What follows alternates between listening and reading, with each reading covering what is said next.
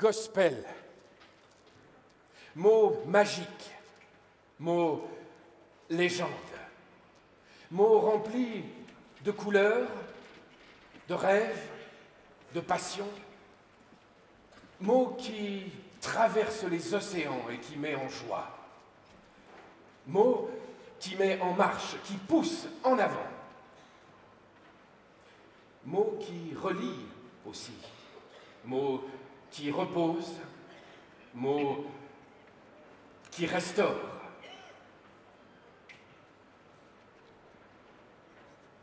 As I went down to the river to pray, studying about that good old way, and who shall the starry crown, good Lord, show me the way. Oh, sisters, let's go down, come on down. Oh, sisters, let's go down, down in the river to pray.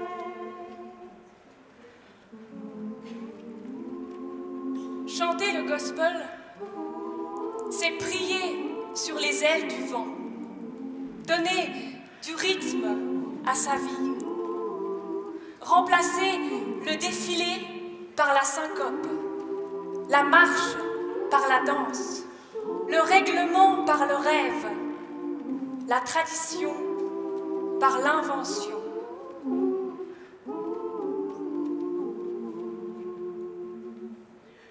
As I went down in the river to pray, studying about that good old way, and who shall win the starry crown, good Lord, show me the way.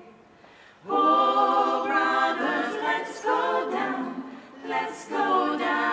come on down.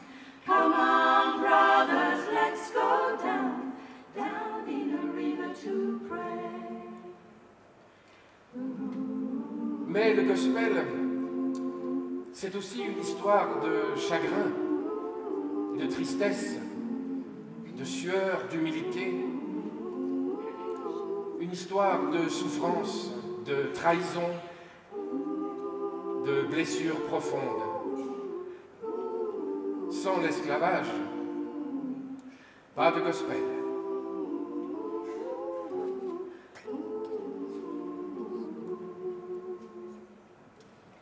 As I went down in the river to pray, studying about that good old way, and who shall win the starry crown, good Lord, show me the way. Oh, mothers, let's go down, come on down, don't you want to go down? Come on, mothers, let's go down, down in the river to pray. As I went down in the river to pray, studying about that good old way, and who shall run the starry crown, good Lord, show me the way.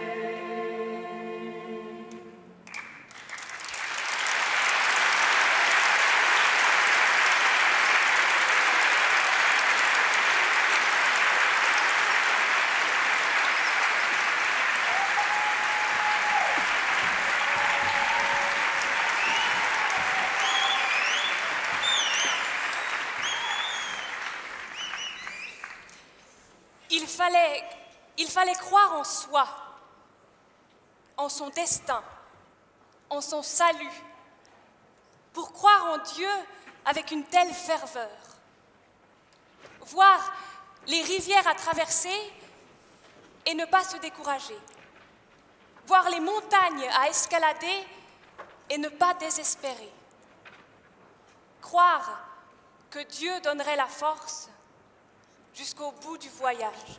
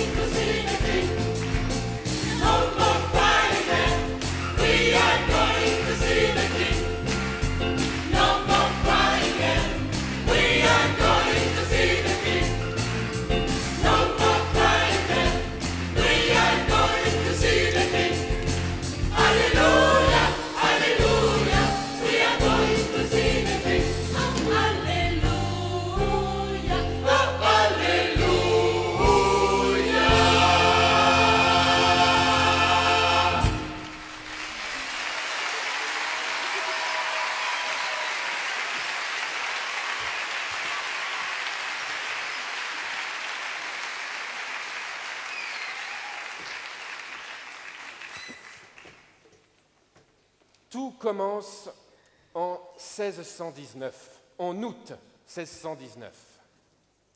Une frégate hollandaise jette l'ancre dans le port de Jamestown, en Virginie. Et les marins commencent un abominable marché, échanger des hommes contre de la nourriture. La traite des nègres venait de commencer.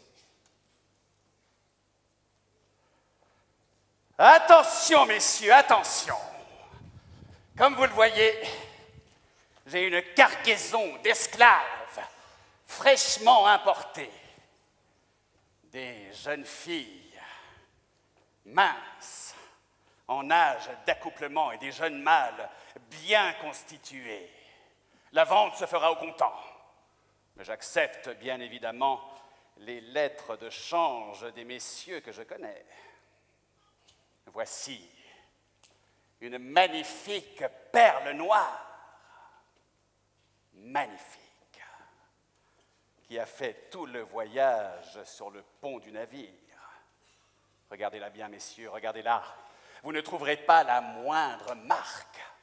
Vous pourrez l'utiliser pour laver, broder, tisser, labourer, tout ce que vous voulez. Allez, qui me donne 100 livres pour cette magnifique jeune fille? Personne? Alors je commence à 50. 50 livres. 50 livres ici, bravo monsieur, 50 livres une fois. Et là, 55, c'est très bien, 55. Allez, qui dit mieux? Qui dit mieux? 60, j'ai 60 ici, c'est parfait. 60, c'est rien du tout. 65, vous avez raison, monsieur, mais oui, allez-y. 70, parfait. Ah, désolé, monsieur, ici, j'ai 75. 75, qui dit mieux? 75 une fois. 75, 80, magnifique. 80, 80 une fois. 80 deux fois. 83 fois, adjugé. À peine arrivés, ces hommes et ces femmes vont se mettre à chanter. Ils chantent pour oublier, pour bercer, pour consoler, mais ils ne sont pas originaires de la même tribu, ils ne parlent pas le même dialecte, et du coup, l'anglais devient leur langue commune. Les premiers chants sont des chants de travail, des chants qui accompagnent le martèlement des pioches, des bêches, des haches et le lourd cliquetis des chaînes.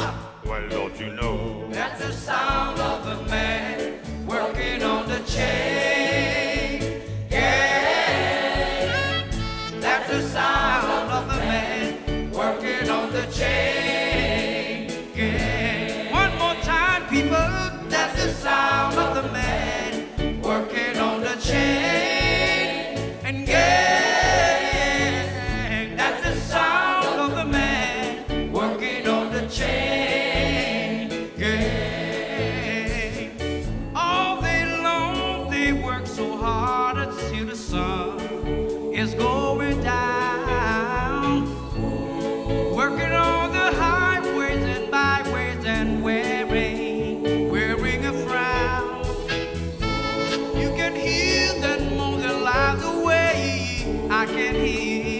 somebody say, well, don't you know? that's the sound of the man Working on the chain. gang. Oh, yes, my That's the Lord. sound of That's the the man sound. working on the chain. You can hear them singing, I'm going home one of these days. I'm going home to see my little woman who I love so dear. But meanwhile, I got to go, and I hear somebody say, Well, don't you know? That's the sound of the man working on the chain. gang. That's the sound of The man working on the chain gang. One more time, baby. That's the sound of the man working on the chain. Yeah. That's the sound of the man working on the chain. That's the sound of the man working on the chain. Yeah. That's the sound of the man working on the chain. There's the sound of a man working on the chain gang. Oh yes, that's the sound of the man working on the chain gang.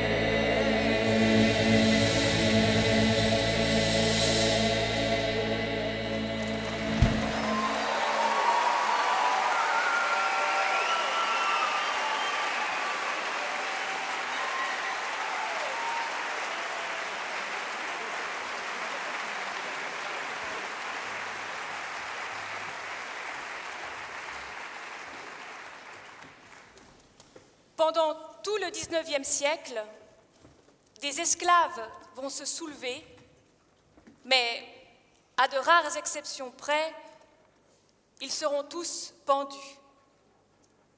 Il faudra attendre 1865 pour que la Constitution américaine abolisse définitivement l'esclavage. Pourtant, la partie est loin d'être gagnée. On veut bien que les Noirs soient des citoyens à part entière, à condition qu'ils soient séparés. Des écoles pour les Blancs et d'autres pour les Noirs. Des cafés pour les Blancs et d'autres pour les Noirs. Des toilettes pour les Blancs et d'autres pour les Noirs. Des places dans le bus pour les Blancs et d'autres pour les Noirs. La liste est interminable. À la fin des années 50, apparaît un mouvement qui combat cette ségrégation, le mouvement des droits civiques, qui commence très modestement dans une paroisse. Aussi, les chants de ralliement seront-ils souvent des cantiques.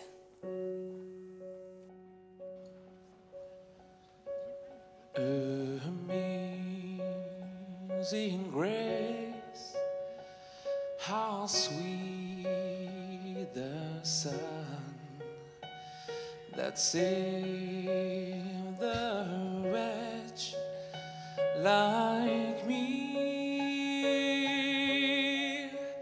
I once was lost, but now I'm found. Was blind, but now I see. Was grace that taught my heart to fear, and grace my fears relieved. How precious did the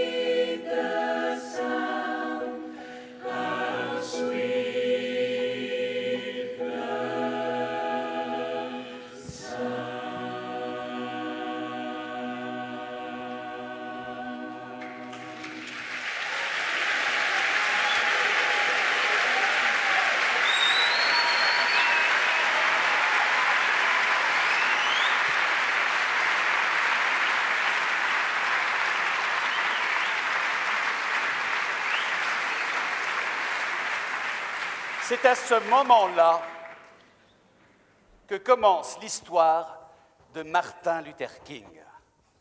Ou disons plutôt, c'est à ce moment-là qu'il devient connu. Martin Luther King est arrière-petit-fils d'esclaves. Il a étudié la théologie comme son père. Il est brillant. Il se verrait très bien enseigner à l'université. Et puis tout à coup, changement de cap. Radical. Une paroisse de Montgomery, dans le sud des États-Unis, cherche un pasteur. King se présente, il est nommé.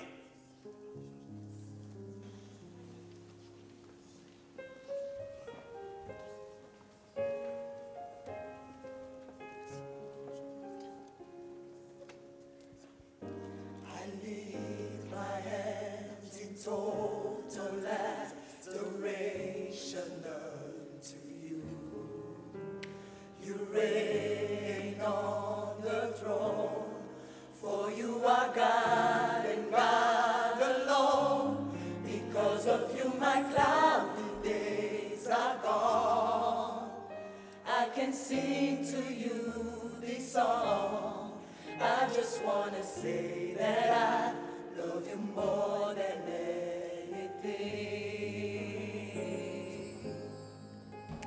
I lift my hands in total adoration unto you. You reign on the throne, for you are God and God alone. Because of you, my cloudy days are gone. I can sing to you this song. I just want to say that I love you more than anything.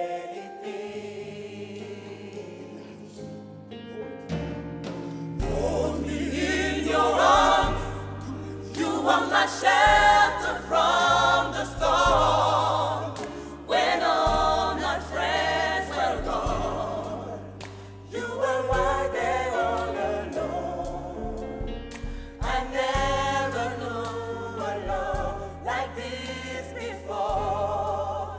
Oh, I just want to say that I love you more than anything.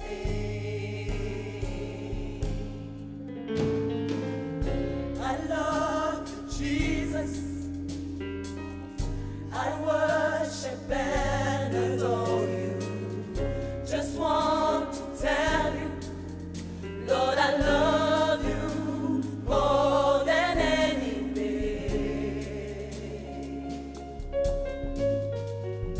I love you, Jesus. I worship and adore you. Just want to tell you, Lord, I love you more than anything.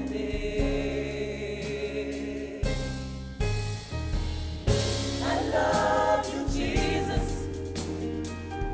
I worship and adore you. Just want to tell you, Lord, I love you more than anything. I love you, Jesus. I worship and adore you. Just want to tell you, Lord, I love you more than anything. Je t'aime, mon Jésus. Je te vénère et t'adore. Je veux te dire, Seigneur, je t'aime bien plus que tout. Je t'aime, mon Jésus. Je te vénère et t'adore. Je veux te dire, Seigneur, je t'aime bien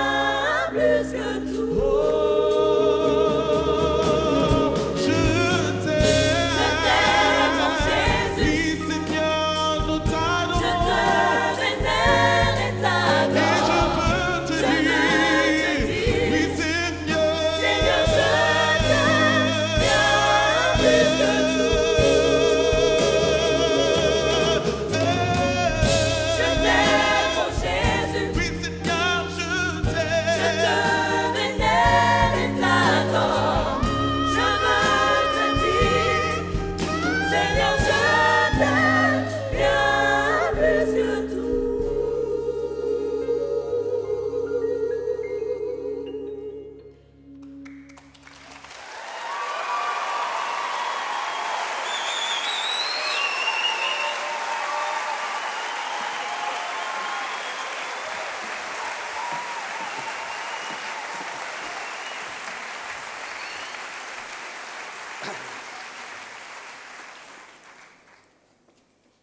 À Montgomery, le règlement des autobus était une caricature de la ségrégation. Les premiers sièges étaient réservés aux Blancs. Mais même s'ils étaient vides, les Noirs devaient rester debout au cas où un Blanc monterait dans le bus. Et quand les sièges réservés aux Blancs étaient occupés et que d'autres Blancs montaient, les Noirs étaient bons pour céder leur place. Le 1er décembre 1955 s'est produit un événement qui allait tout changer.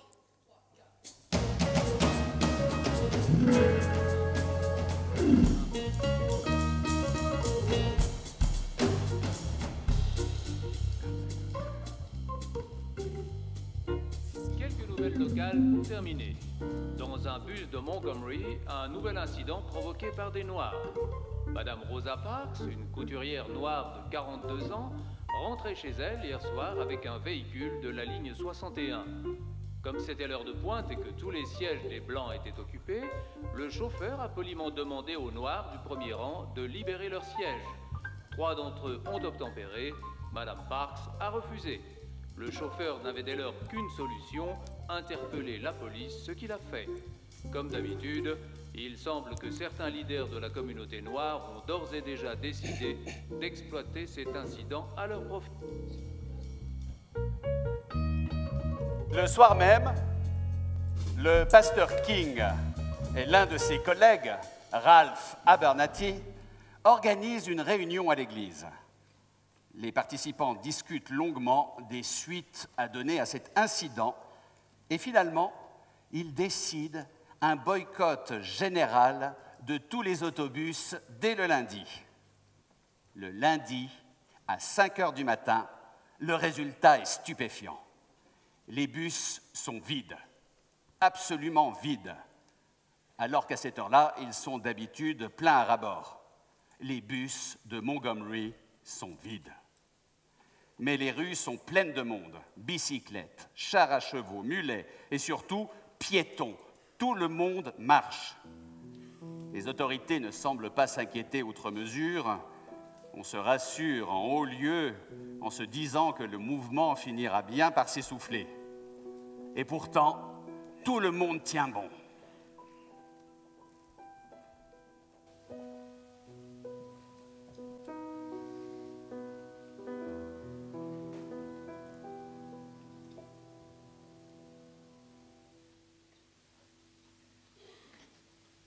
Hold on, hold on, hold on, hold on.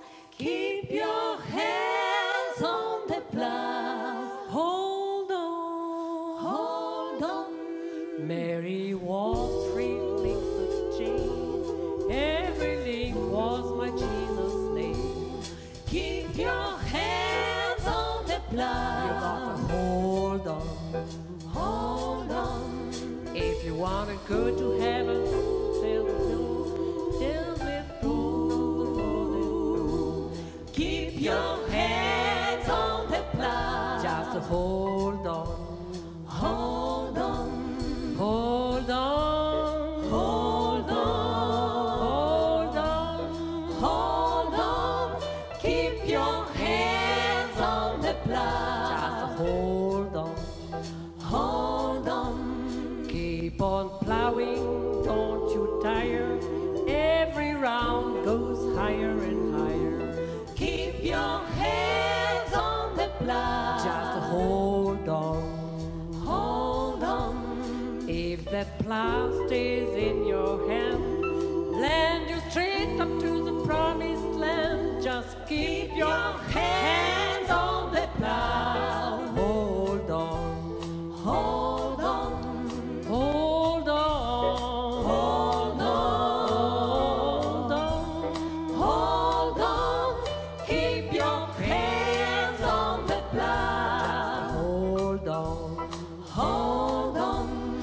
got my hand on the gospel plow, and I wouldn't take nothing from my journey now.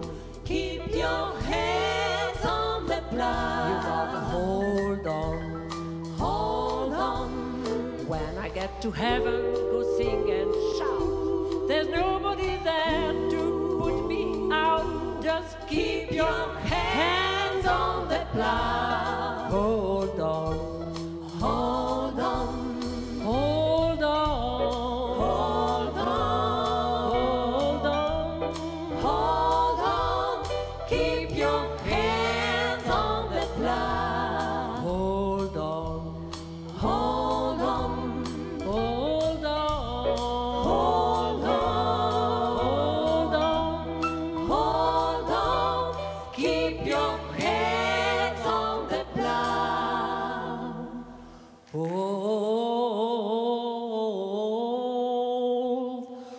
Hold on.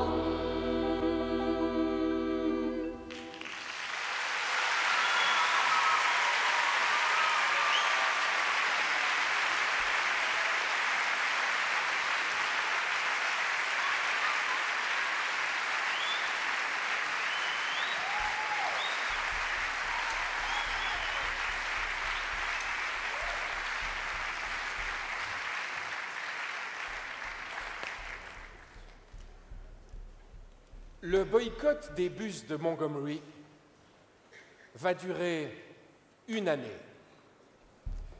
Et plus le temps passe, plus les Blancs comprennent que les Noirs ne céderont pas. Et c'est là que les choses ont commencé à devenir difficiles.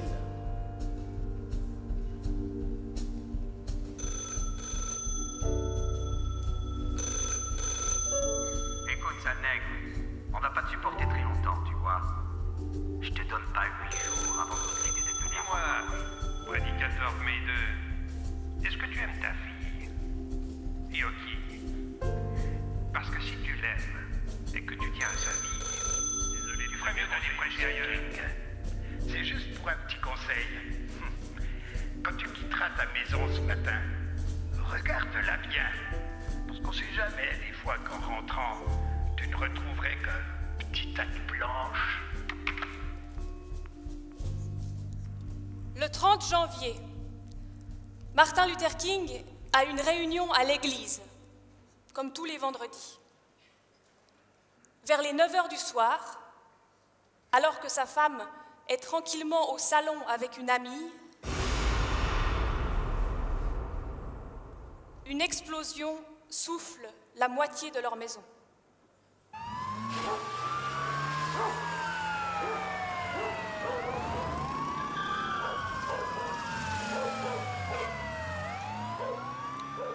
Rapidement, une foule se rassemble devant la maison des King. Les propos fusent, les accusations se multiplient, les appels à la vengeance explosent. Martin arrive. Il demande le silence et il dit aux gens qui sont là, « Écoutez, grâce à Dieu, ma femme et ma fille n'ont rien. Rentrez chez vous. Vous savez qu'il a été dit, tu aimeras ton prochain et tu haïras ton ennemi. Mais moi je vous dis, aimez vos ennemis et priez pour ceux qui vous persécutent. »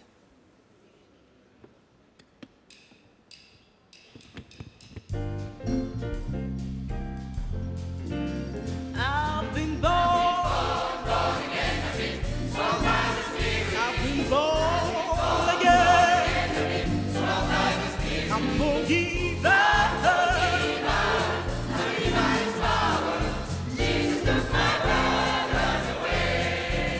I've been born again.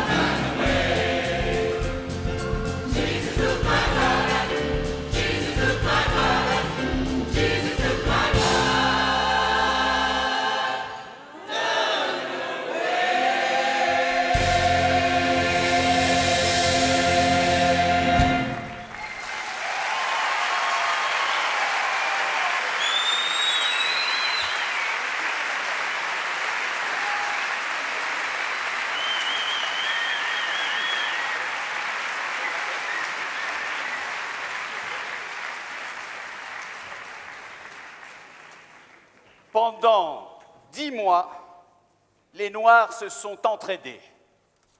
Et pendant 10 mois, le boycott a continué. Un jour, un policier a eu pitié d'une vieille dame qui marchait le long de la route. Il arrête sa voiture et lui propose de la raccompagner. La vieille dame refuse. « Non, merci, monsieur. Autrefois, mes pieds se reposaient, mais mon âme était fatiguée. Aujourd'hui, mes pieds se fatiguent, c'est sûr, mais mon âme est reposée. » Le boycott a duré si longtemps que la compagnie des bus était au bord de la faillite. Mais finalement, le 13 novembre 1956, la Cour suprême des États-Unis déclare que la ségrégation dans les transports publics est inconstitutionnelle. Inconstitutionnelle.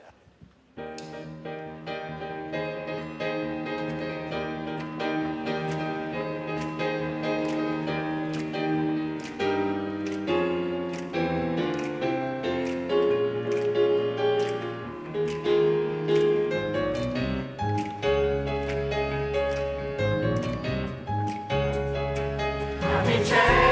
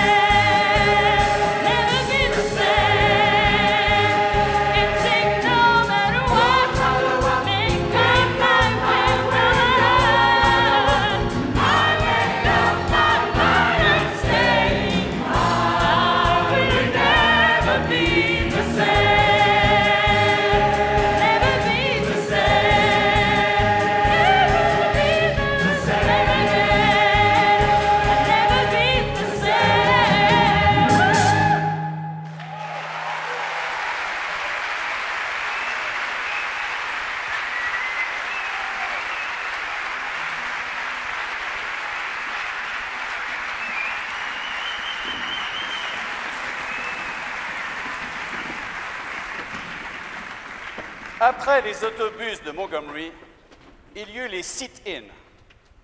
Les sit-in ont commencé en avril 1960 en Caroline du Nord, un État terriblement raciste. Un jour, 4 étudiants noirs s'installent dans un café réservé aux Blancs et commandent quelque chose à boire. Le personnel refuse de les servir, évidemment. Les étudiants s'asseyent par terre et ils ne bougeront plus de toute la journée.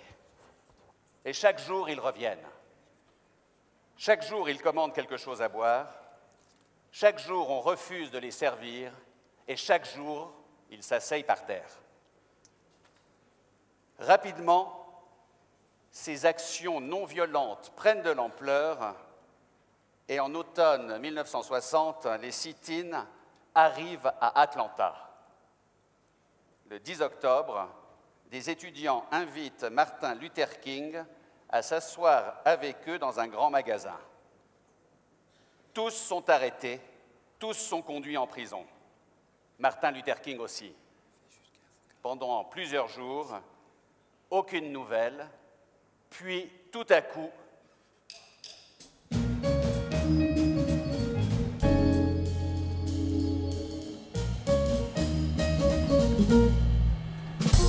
la semaine dernière, le pasteur Martin Luther King était arrêté avec 33 jeunes qui manifestaient contre la ségrégation dans la cafétéria du Riches à Atlanta. Il semble aujourd'hui que les charges retenues contre les étudiants vont être abandonnées et qu'ils pourront sortir de prison. Il n'en sera pas de même en revanche pour le pasteur King, qui a commis il y a quelques mois une infraction au code de la route et qui a donc aggravé son cas. Il a été condamné à 6 mois de travaux forcés au pénitencier de Ratesville, où il sera transféré dans les jours qui viennent.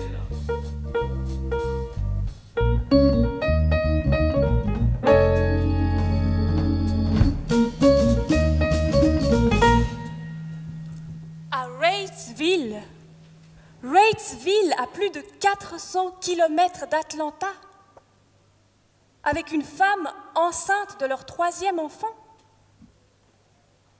King est complètement anéanti. Mais nous sommes en 1960. La campagne bat son plein pour les élections présidentielles. John Fitzgerald Kennedy est candidat.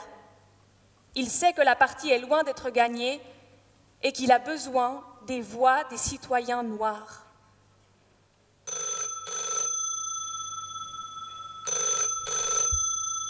Bonjour madame, je suis un collaborateur du sénateur John Kennedy. Je vous appelle pour vous dire toute son inquiétude au sujet de votre mari. Nous savons ce qui vous est arrivé, ça doit être très dur pour vous. Si monsieur Kennedy peut vous aider d'une manière ou d'une autre, il le fera. N'hésitez pas à l'appeler. Je vous laisse un numéro de téléphone. le candidat Kennedy intervient publiquement pour éviter au pasteur King 6 mois de travaux forcés. Et sa stratégie se révèle la bonne, puisque 1 mois plus tard, le 8 novembre, il sera élu président des États-Unis. Pour marquer le 100e anniversaire de l'abolition de l'esclavage, 2 leaders des mouvements des droits civiques proposent à Martin Luther King une marche sur Washington. Ils veulent attirer l'attention de tout le pays sur le taux de chômage, 2 fois plus élevé chez les Noirs que chez les Blancs. King accepte, mais à la condition que la marche ne soit pas uniquement centrée sur le chômage, mais aussi sur la liberté.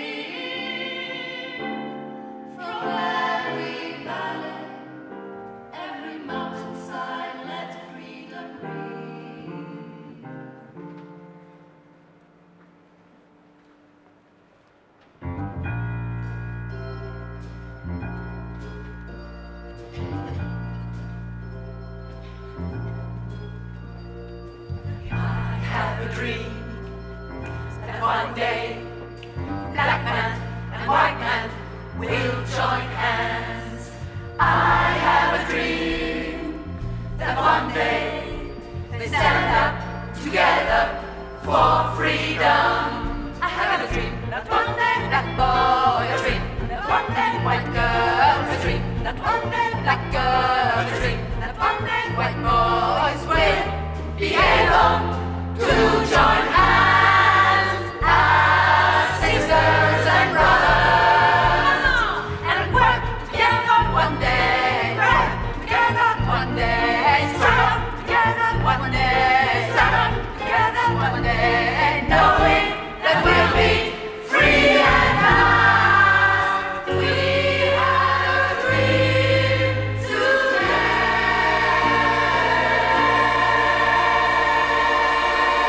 In Alabama, with its vicious racists, with its governor having his lips dripping with the words of interposition and nullification. One day right there in Alabama, little black boys and black girls will be able to join hands with little white boys and white girls as sisters and brothers. I have a dream today. When we let it rain from every village and every hamlet, from every state and every city, we will be able to speed up that day when all of God's children, black men and white men, Jews and Gentiles, Protestants and Catholics, will be able to join hands and sing in the words of the old Negro spiritual, free at last, thank God Almighty.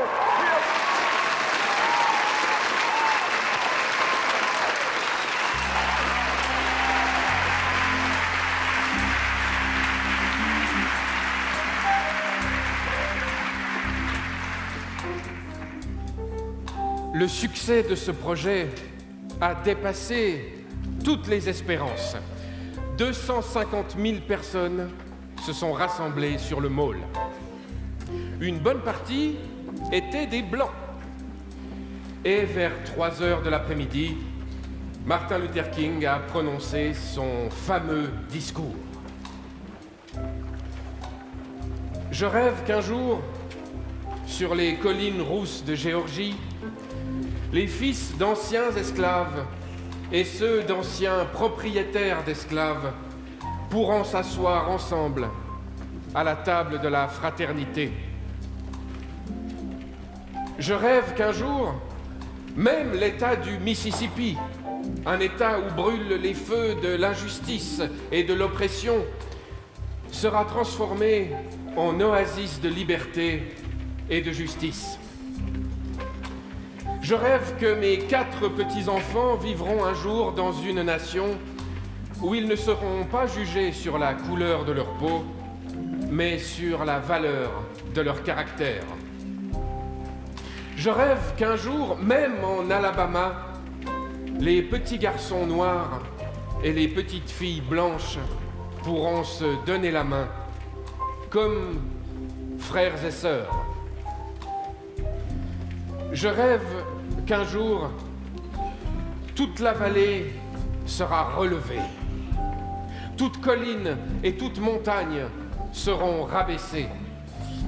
Les endroits escarpés seront aplanis et les chemins tortueux redressés.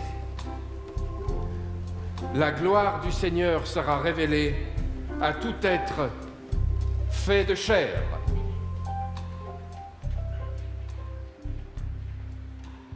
We shall overcome. We shall overcome. We shall overcome.